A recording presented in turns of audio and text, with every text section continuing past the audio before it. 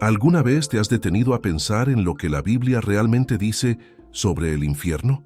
La gran mayoría de las personas tiene una idea completamente distorsionada sobre lo que es ese lugar, y créeme, no es por casualidad. Durante siglos, los líderes religiosos han manipulado y distorsionado las Escrituras, creando una visión aterradora con un único objetivo: mantenerte con miedo, sumiso y, lo más importante, rico. Y no pienses que esto es solo cosa de iglesias tradicionales. La Iglesia Católica y otros grandes líderes religiosos tienen un enemigo en común: la verdad.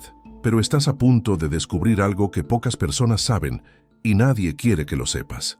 Hoy te voy a entregar un regalo increíble al final de este video, algo que abrirá tus ojos al secreto del mundo espiritual, algo que se ha mantenido en secreto durante siglos. ¿Sabías que hay una fuerza oscura dentro de las propias instituciones religiosas, usando el infierno como herramienta para manipular y controlar a los fieles? Sí, esos hombres de Dios, que se dicen enviados por Él, usan el miedo de ir al infierno para sacar el poco dinero que el pueblo pobre e ignorante tiene. Han creado un sistema de miedo donde la gente cree que, en cualquier momento, puede ser arrojada a ese lugar terrible. Y lo peor, esto se usa para enriquecer a aquellos que están en el poder, pero la verdad que escucharás hoy lo cambiará todo. La Biblia, la palabra sagrada, habla sobre el infierno de una manera completamente diferente de lo que te han enseñado. Y lo peor de todo, las verdades más profundas están siendo ocultadas para que el sistema continúe intacto. Quédate conmigo porque no querrás perder el regalo que he preparado al final de este video. Una revelación que puede cambiar tu visión sobre el infierno y sobre todo lo que crees que es verdad. Lo que escucharás ahora puede ser impactante, pero es la verdad, y solo aquellos que tienen el coraje de enfrentar la realidad serán verdaderamente libres. El concepto de infierno en la Biblia. Cuando hablamos sobre el infierno, lo primero que viene a la mente de muchas personas es la idea de un lugar de tormento eterno, donde los impíos son castigados sin fin. Sin embargo, lo que la Biblia realmente dice sobre el infierno es mucho más complejo y a menudo diferente de la imagen popularizada a lo largo de los siglos. Para entender el concepto de infierno en las Escrituras, necesitamos mirar las diferentes palabras originales que se usan para describir ese lugar y lo que realmente significan en hebreo y griego. Gehenna, griego Gehenna. La palabra Gehenna aparece varias veces en el Nuevo Testamento, siendo frecuentemente asociada con las enseñanzas de Jesús. Muchos confunden Gehenna con un infierno de tormento eterno. Pero, ¿qué significa realmente esta palabra? Para entenderlo es importante conocer su origen. Gehenna viene del valle de Hinnom, un valle ubicado al sur de Jerusalén. Durante el Antiguo Testamento, este era un lugar asociado con la idolatría y los sacrificios de niños a los dioses paganos, especialmente Moloch, de 2 Crónicas 28:3. Por eso, el valle de Hinnom pasó a ser visto como un lugar de desolación y maldición.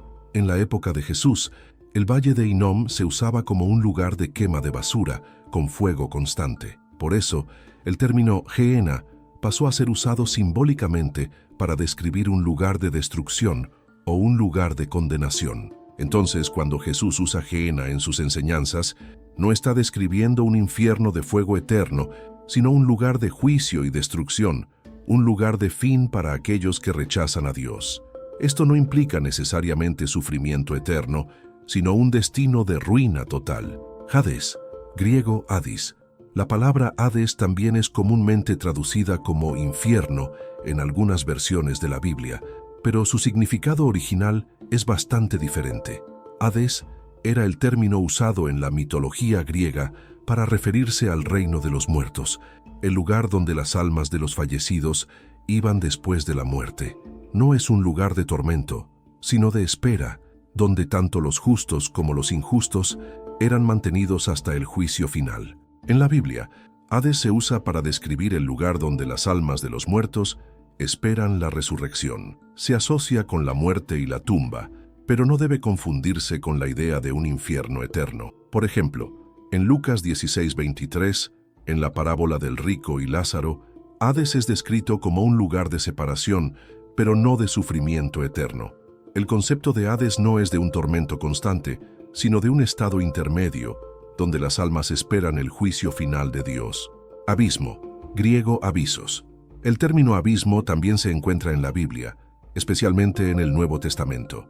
Aunque a veces se asocia con el infierno, su significado es distinto. Abismo o abisos, en el griego, se refiere a un lugar profundo, o abismo, y se utiliza para describir las profundidades del mundo espiritual, donde las fuerzas del mal, como los demonios, son aprisionadas.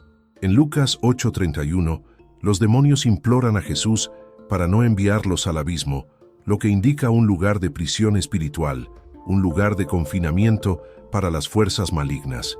En otras partes de la Biblia, el abismo también se relaciona con el infierno y con el lugar donde las fuerzas del mal serán derrotadas en el futuro. Sin embargo, no es necesariamente un lugar de tormento humano, sino una prisión para los espíritus inmundos. Sheol, hebreo Shabol. En el Antiguo Testamento, la palabra usada para el infierno era Sheol. Este término es bastante distinto del concepto que tenemos hoy de un lugar de tormento eterno. Sheol era visto como el lugar de los muertos, sin distinción entre justos e injustos. Sheol no era un lugar de castigo o recompensa, sino de oscuridad y silencio, donde todos los muertos iban, independientemente de su moralidad. La palabra puede traducirse como sepulcro o mundo inferior. En pasajes como Eclesiastés 9:10 y Salmo 6:5, Sheol es descrito como un lugar de olvido, donde los muertos están inactivos. No hay un énfasis en sufrimiento o placer, sino en la separación de Dios. El concepto de Sheol evoluciona a lo largo del Antiguo Testamento, especialmente con la expectativa de un día del juicio, donde los justos serían resucitados para la vida y los impíos para la destrucción, desmitificando la visión popular del infierno. Al entender el significado original de estas palabras, podemos ver que la Biblia no presenta una visión uniforme del infierno como un lugar de tormento eterno. Lo que vemos son diferentes formas de juicio, destrucción y separación de Dios, pero no necesariamente el concepto medieval de un infierno de fuego y sufrimiento interminable. Muchas veces, la imagen del infierno fue distorsionada a lo largo de los siglos por intereses religiosos y culturales. Hoy, muchos líderes religiosos aún utilizan el miedo al infierno para controlar a las personas, pero es esencial entender lo que realmente dice la Biblia para no ser engañados. Comprender los diferentes términos originales ayuda a desmitificar estas ideas preconcebidas y trae una visión más clara y fiel de lo que la palabra de Dios realmente enseña sobre la vida después de la muerte. El infierno en el Antiguo Testamento. Cuando miramos el Antiguo Testamento, la idea de infierno no es tan clara ni detallada como la que vemos en las representaciones populares de tormento eterno. De hecho, la Biblia hebrea, en muchos casos, no hace una distinción entre los conceptos de muerte, castigo y separación de Dios, pero hay algunas ideas importantes que deben ser consideradas. La visión de la muerte en el Antiguo Testamento. En el Antiguo Testamento, la muerte estaba frecuentemente asociada con un estado de inactividad y olvido. Cuando una persona moría, se describía como yendo a un lugar llamado Sheol, que era un tipo de mundo inferior. El Sheol no era un lugar de tormento o placer, sino un estado de separación de Dios y desconexión con los vivos. En Eclesiastés 9:10, el autor afirma: «Todo lo que te venga a la mano para hacer, hazlo conforme a tus fuerzas, porque para el Sheol, a donde vas, no hay obra, ni proyecto, ni conocimiento, ni sabiduría alguna». El Sheol, por lo tanto, es más una descripción de la muerte y el destino común a todos los humanos, sin distinción entre justos e impíos. La idea de sufrimiento eterno, como la conocemos hoy, no estaba presente en esa visión. En su lugar, era un lugar de quietud, sin conciencia activa ni relación con Dios. Sheol, el lugar de los muertos. El término Sheol es central para entender el infierno en el Antiguo Testamento. En hebreo, Sheol no tiene la connotación de un lugar de sufrimiento eterno, sino un lugar donde las almas de los muertos descansan, independientemente de su moralidad o comportamiento. La idea no es de castigo eterno, sino de separación, un estado de desolación y silencio. En Salmo 6:5, el salmista dice: «Porque en la muerte no hay recuerdo de ti, en el Sheol ¿quién te alabará? El Sheol era un lugar al que tanto justos como injustos iban después de la muerte. Esto nos da a entender que no había una distinción clara entre un infierno de sufrimiento para los impíos y un paraíso para los justos. Ambos estaban en el Sheol, pero la diferencia entre ellos sería el destino final después del juicio de Dios, la visión de juicio y castigo en el Antiguo Testamento. Aunque el concepto de un infierno eterno no estaba ampliamente desarrollado en el Antiguo Testamento, la idea de castigo divino y juicio estaba presente. El juicio de Dios sobre los impíos era una realidad, pero el enfoque estaba más en la destrucción física y el exilio del pueblo, en lugar de un sufrimiento eterno después de la muerte. En Isaías 66:24, la imagen de castigo está relacionada con el juicio final. Y saldrán y verán los cadáveres de los hombres que transgredieron contra mí, porque su gusano nunca morirá, y su fuego nunca se apagará. Este pasaje puede interpretarse como una advertencia de destrucción final y condenación para aquellos que rechazan a Dios, pero no necesariamente como un tormento eterno continuo. El énfasis aquí está en la destrucción completa, con el fuego como metáfora del juicio divino. Otro ejemplo importante es el destino de Sodoma y Gomorra, cuyos habitantes fueron destruidos por Dios debido a su perversidad. Génesis 19:24-25. El castigo de destrucción física, en lugar de sufrimiento eterno, es el principal énfasis. La idea de condenación, por lo tanto, está más relacionada con la destrucción total y separación de Dios que con un tormento incesante después de la muerte. La transformación de la visión del infierno en el Antiguo Testamento. Es interesante notar que, a lo largo del Antiguo Testamento, la idea de castigo y juicio de Dios evoluciona. El enfoque en las primeras partes de la Biblia era sobre destrucción física y separación, con una visión más concreta de juicio que se experimentaba aún en la vida presente.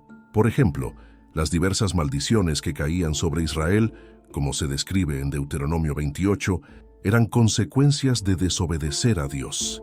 En Deuteronomio 32:22, el infierno es retratado como un lugar de castigo de Dios, porque un fuego se encendió en mi ira y arderá hasta el abismo profundo, consumirá la tierra y sus frutos e incendiará los cimientos de los montes. Aquí, el infierno es una expresión de la ira divina contra el pecado, con énfasis en la destrucción de toda la creación, y no una descripción de sufrimiento eterno. Sin embargo, el concepto de un castigo eterno, como lo entendemos hoy, se desarrollará más tarde, especialmente en el período intertestamentario y en las enseñanzas de Jesús en el Nuevo Testamento. Castigo eterno versus su separación de Dios. El Antiguo Testamento no presenta la idea clara de un infierno como un lugar de tormento eterno. Lo que encontramos en realidad es la idea de que el castigo de Dios es principalmente una separación de su presencia y de sus beneficios, lo que lleva a una muerte espiritual y física. En Salmo 16:10, David dice: «Porque no dejarás mi alma en el Sheol, ni permitirás que tu santo vea corrupción». Aquí hay una esperanza de resurrección y restauración, lo que sugiere que la separación del Sheol no es un estado final o eterno. Por lo tanto, el énfasis en el Antiguo Testamento es menos sobre el tormento eterno y más sobre la separación de Dios, el fin de una vida llena de sus bendiciones y la destrucción física que resulta del pecado y la desobediencia. El infierno en el Nuevo Testamento.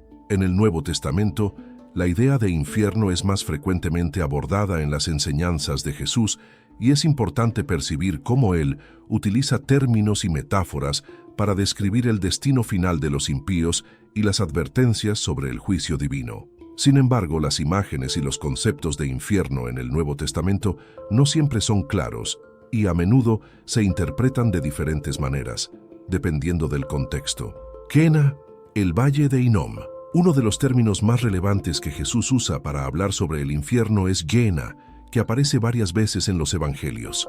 Aunque muchas traducciones la presentan como infierno, es esencial entender el significado real de Gehenna para comprender correctamente lo que Jesús estaba tratando de comunicar. Gehenna y la visión del infierno Gehenna proviene del Valle de Hinnom, un área ubicada fuera de Jerusalén, que durante la historia de Israel estuvo asociada a prácticas idólatras y sacrificios. Era un lugar donde se quemaban cuerpos y basura, siendo un símbolo de destrucción y desolación. Por lo tanto, este valle representaba un destino de ruina, no un lugar de tormento eterno con fuego y sufrimiento interminable, como muchos imaginan hoy. Jesús usó Gehenna para describir el destino de aquellos que rechazan a Dios y viven en pecado, pero con un enfoque en la destrucción total y separación de Dios. En Mateo 5:22, Él dice: «Pero yo les digo, cualquiera que se enoje contra su hermano será culpable de juicio, y cualquiera que diga a su hermano raca será culpable ante el concilio, y cualquiera que le diga necio será culpable del fuego de Jina». Aquí, el fuego de Jina simboliza una destrucción espiritual y física, representando un destino final de vergüenza y ruina para aquellos que no se arrepienten de sus pecados. El énfasis está en la pérdida de la vida y la relación con Dios, en lugar de un sufrimiento eterno como a menudo se imagina. 2. La parábola del rico y Lázaro. Lucas 16, 19, 31. La parábola del rico y Lázaro es uno de los pasajes más discutidos cuando se habla sobre el infierno en el Nuevo Testamento. En ella Jesús describe a un hombre rico que vivió de manera egoísta e ignorante, mientras que Lázaro, un mendigo, sufría a la puerta del rico. Después de la muerte, los dos van a destinos muy diferentes. Lázaro es llevado al seno de Abraham, un lugar de consuelo, mientras que el rico es arrojado a un lugar de tormento. En el versículo 23 se dice: «Y en el Hades levantó los ojos, estando en tormentos». Aquí se usa la palabra Hades, que, como vimos anteriormente, se refiere al reino de los muertos, no necesariamente a un lugar de tormento eterno, sino a un estado intermedio de espera. La descripción de tormentos puede interpretarse como sufrimiento espiritual y emocional debido a la separación de Dios y la conciencia de que la oportunidad de arrepentirse se ha perdido. El rico, en su sufrimiento, pide a Abraham que envíe a Lázaro con agua para aliviar su dolor. Esto indica que, aunque el Hades se describe como un lugar de sufrimiento, el tormento está más relacionado con el estado de conciencia y la separación del bien. Aunque la parábola utiliza un lenguaje que podría parecer indicar un sufrimiento eterno, el enfoque de Jesús no es tanto en el tipo de castigo después de la muerte, sino en el arrepentimiento y la necesidad de cambiar mientras aún haya tiempo. El mensaje central es la separación entre el justo y el impío, y la imposibilidad de cambiar de destino después de la muerte. 3. El lago de fuego. Revelaciones del fin de los tiempos. Aunque el término Jina se usa más en los evangelios, el concepto de infierno como un lugar de castigo eterno se hace más claro en otras partes del Nuevo Testamento, especialmente en el libro de Apocalipsis. Allí, el destino final de los impíos se describe como ser arrojado al lago de fuego, un símbolo de destrucción eterna. En Apocalipsis 20, 14, 15 leemos: «Y la muerte y el Hades fueron arrojados al lago de fuego». Esta es la segunda muerte, el lago de fuego. Y si alguien no fue hallado escrito en el libro de la vida, ese fue arrojado al lago de fuego. Aquí, el lago de fuego se describe como el destino final de todos aquellos que no son salvos. Sin embargo, es importante darse cuenta de que el lago de fuego en Apocalipsis está más relacionado con la segunda muerte, una separación eterna de Dios y la destrucción completa del alma, y no necesariamente con el sufrimiento eterno de tormento, como comúnmente se entiende. 4. El juicio final y la separación de los impíos. Jesús también habla sobre el juicio final de manera bastante directa, como en el Sermón del Monte y en otras parábolas. Una de las más conocidas es la parábola del trigo y la cizaña, Mateo 13, 24, 30, donde él describe cómo al final de los tiempos los justos y los impíos serán separados. El Hijo del Hombre enviará a sus ángeles, y ellos separarán de su reino todo lo que hace escándalo y los que practican la iniquidad, y los arrojarán en el horno de fuego. Allí habrá llanto y crujir de dientes. Mateo 13, 41, 42.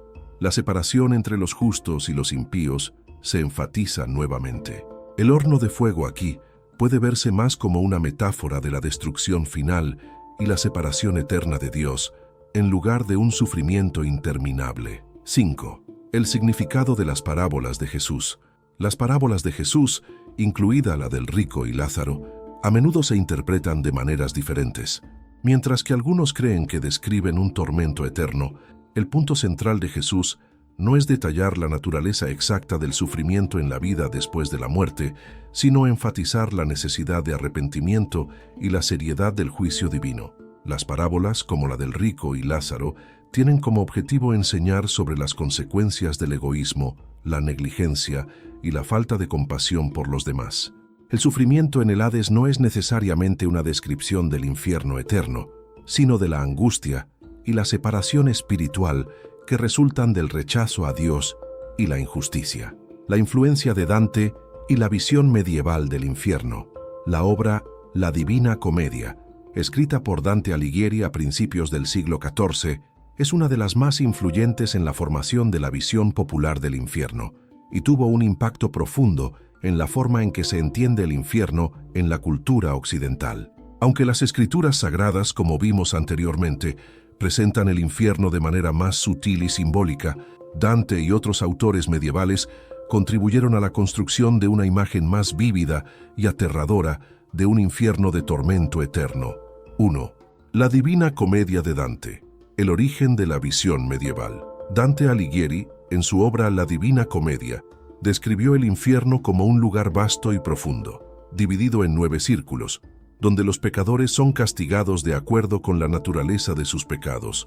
La obra, que es una alegoría del viaje del alma humana hacia la salvación, introdujo un concepto de infierno que sería inmortalizado en la imaginación popular. Los 9 círculos del infierno. Dante organizó el infierno en círculos concéntricos, cada uno destinado a un tipo específico de pecado, con castigos cada vez más terribles a medida que se descendía. Los círculos están llenos de figuras mitológicas, históricas y ficticias que experimentan tormentos intensos, desde ser eternamente consumidos por el fuego hasta ser aplastados por piedras, desde ser azotados por demonios hasta ser devorados por criaturas infernales.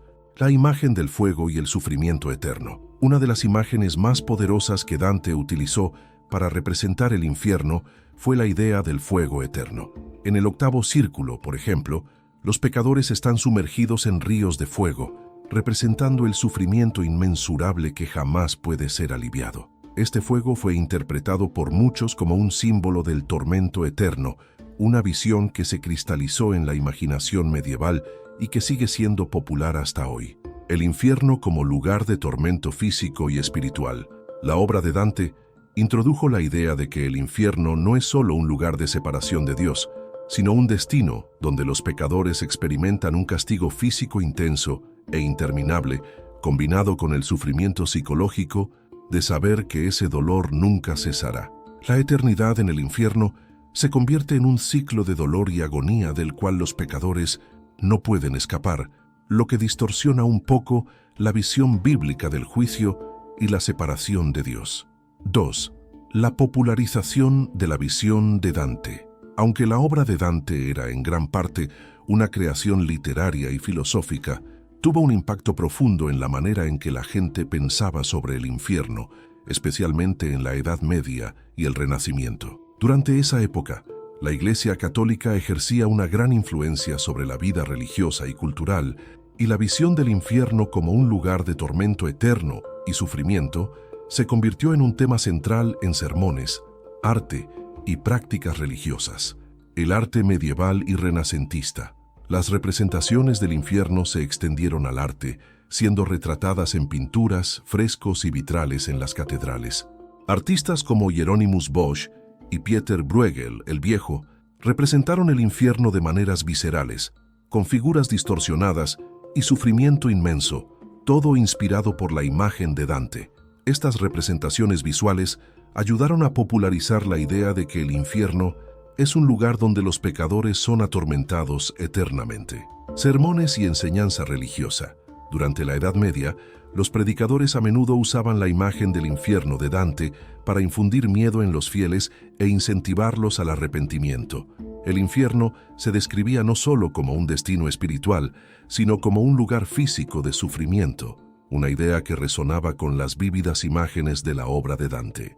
Muchos líderes religiosos utilizaron el temor al infierno como un medio de control social y moral, advirtiendo sobre las terribles consecuencias del pecado y la desobediencia.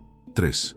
El distanciamiento de las Escrituras, la distancia entre la visión bíblica y la visión popular. A medida que la visión medieval del infierno se fue popularizando, se fue alejando de la descripción bíblica más sutil y simbólica. Mientras que la Biblia, como vimos, describe el infierno más como un estado de separación de Dios o un lugar de destrucción final, la visión medieval y postmedieval, influenciada por Dante, transformó ese concepto en un lugar de tormento físico eterno, la supremacía de la teología medieval. La teología medieval y la interpretación de la Biblia en la Iglesia Católica enfatizaban la idea de castigo eterno, y esta visión fue ampliamente aceptada durante siglos.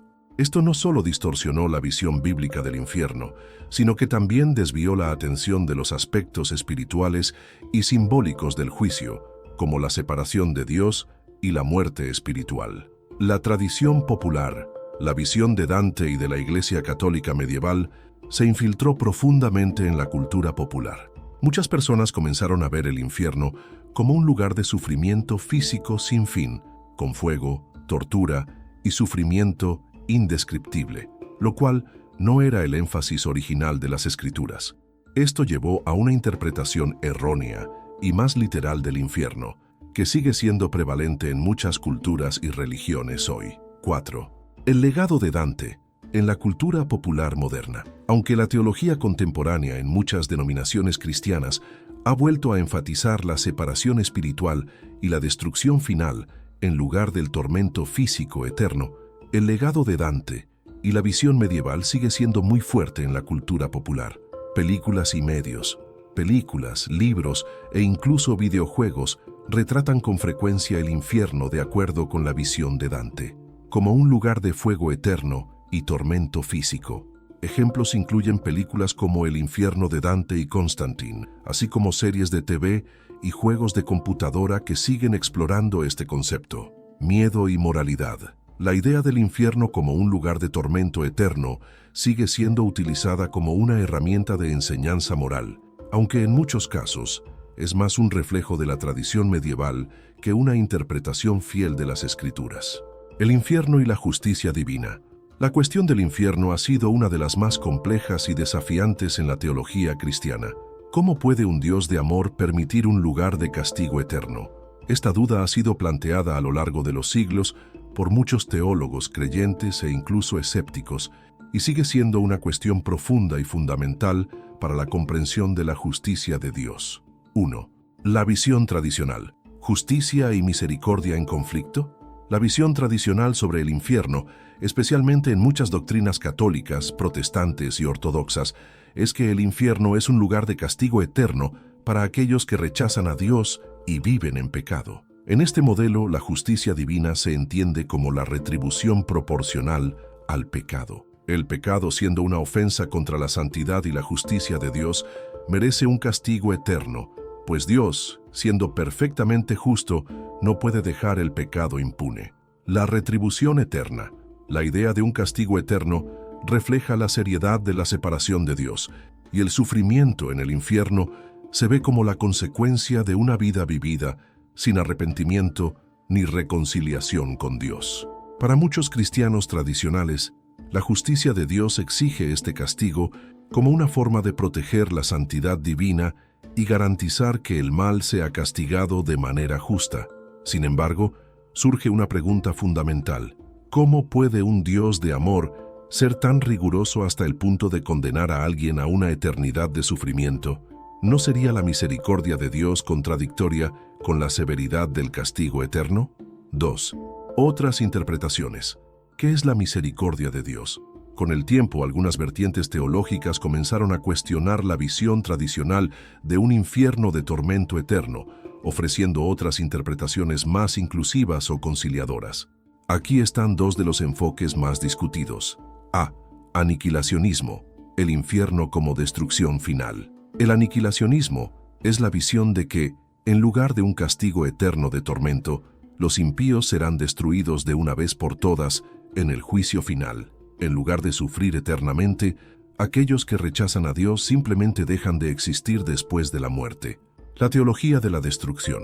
Según esta visión, el infierno no es un lugar de sufrimiento eterno, sino un destino final de destrucción y aniquilación. Esto parece más compatible con la idea de un Dios de amor, ya que muchos teólogos aniquilacionistas argumentan que sería incoherente que un Dios amoroso permitiera que sus criaturas sufrieran para siempre. En lugar de eso, estos teólogos creen que Dios, en su justicia, permite la muerte definitiva de los impíos como una manera de poner fin a la maldad sin que el sufrimiento sea interminable. Justicia y misericordia.